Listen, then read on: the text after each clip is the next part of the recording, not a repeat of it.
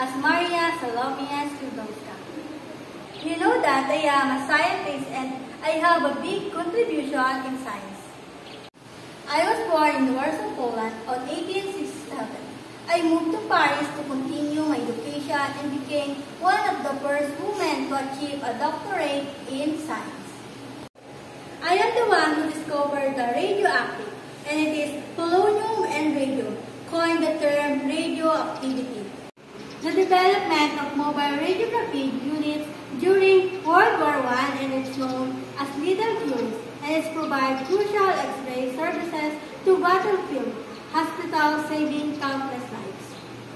I work like the foundation for modern nuclear physics and radiotherapy, revolutionizing medical treatments for cancer and other diseases.